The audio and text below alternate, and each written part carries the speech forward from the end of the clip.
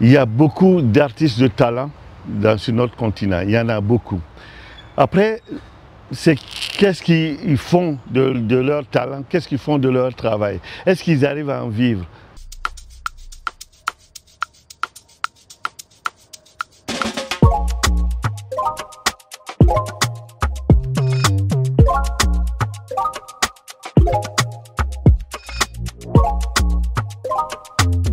Bonjour, je m'appelle Hassan Kassi Kouyaté. Je suis là dans le cadre du Massa Lab en tant que mentor qui accompagne la compagnie Telart dirigée par So Suleiman.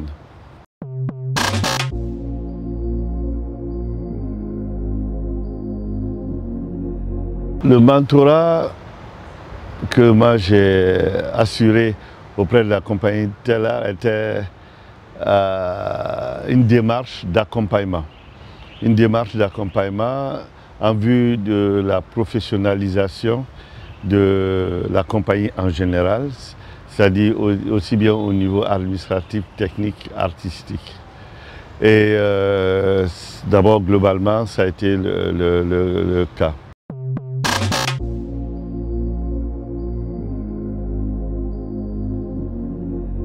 L'accompagnement a été fait en plusieurs étapes. La première étape était la prise de contact avec la compagnie, la discussion, pour savoir où elle en était de sa vie, la vie de la compagnie, et quelle était son histoire, et quels étaient ses projets, son avenir, quel était l'avenir, qu'est-ce que la compagnie voulait pour elle dans le futur.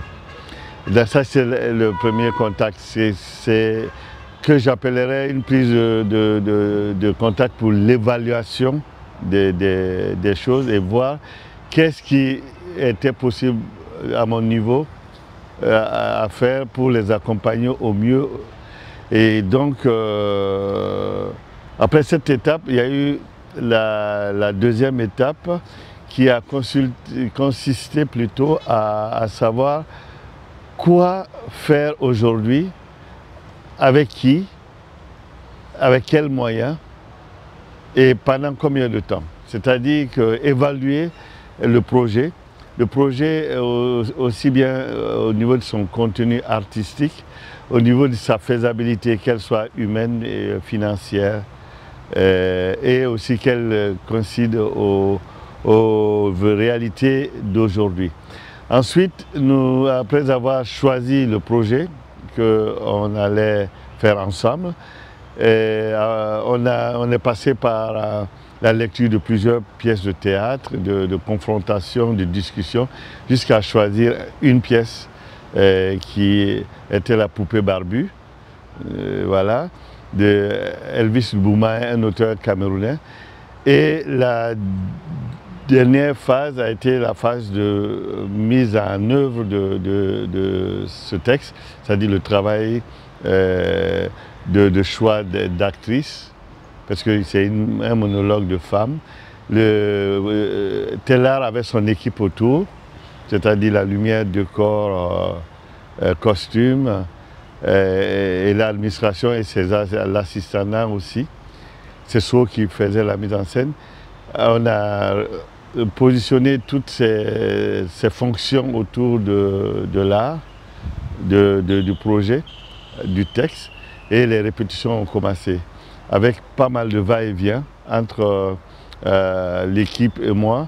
Et je suis revenu au mois de mai sur un travail en physique, parce que les autres échanges se faisaient en visio.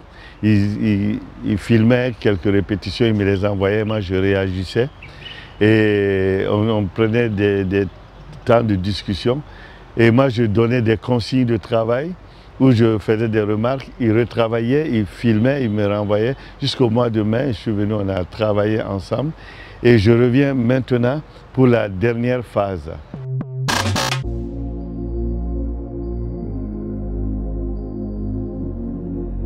J'ai trouvé que la compagnie Telart était une compagnie assez structurée d'un certain point de vue. C'est-à-dire du point de vue de l'équipe. J'ai vu que So était entouré d'assistants, de techniciens. Et c'est souvent rare. On voit un compagnonnage dans leur démarche et une sorte de synergie entre les métiers, les corps de métier du spectacle vivant. Donc cette spécificité, ce qui ne devrait pas être une spécificité, normalement ça devrait être le cas, mais je constate que souvent en Afrique, cela fait défaut. Donc pour moi c'est devenu quelque chose d'important et je souligne ça. Donc et la deuxième chose, c'est l'amour de leur travail. J'ai trouvé que c'était des gens très engagés, des gens qui adoraient leur travail. Et c'est l'occasion pour moi de remercier le Massa.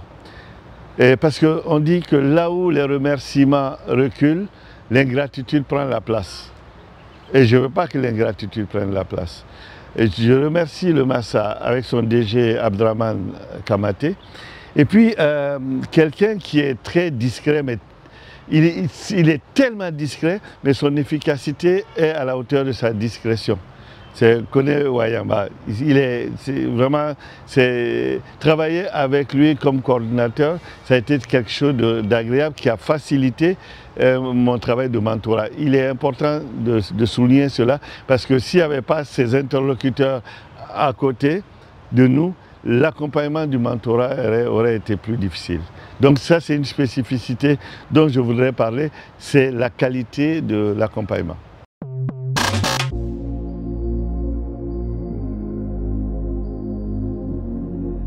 Il faut qu'on se dise les choses sans langue de bois. Il y a beaucoup d'artistes de talent sur notre continent, il y en a beaucoup. Après, c'est qu'est-ce qu'ils font de leur talent, qu'est-ce qu'ils font de leur travail? Est-ce qu'ils arrivent à en vivre? Et si oui, comment ils arrivent à en vivre? Sinon, pourquoi ils n'arrivent pas à en vivre? Et le Massa Lab est là, entre autres, j'ai dit entre autres parce que le Massa fait d'autres propositions de formation, d'accompagnement, mais puis il y a d'autres formations, d'autres accompagnements sur notre territoire.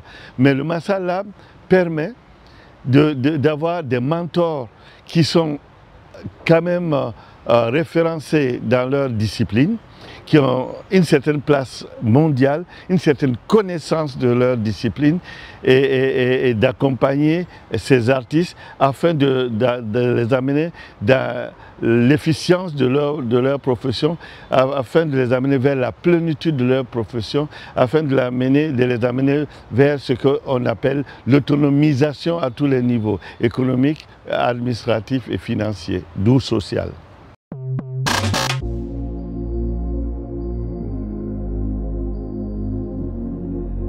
Pour les spectateurs qui viendront voir la sortie de résidence demain, c'est une sortie de résidence, ce n'est pas la fin du travail, c'est une étape de travail. On a besoin de leur regard, de leur retour par rapport à l'étape à laquelle nous sommes. Donc on a besoin d'eux aussi pour grandir, pour aussi avancer, améliorer notre travail.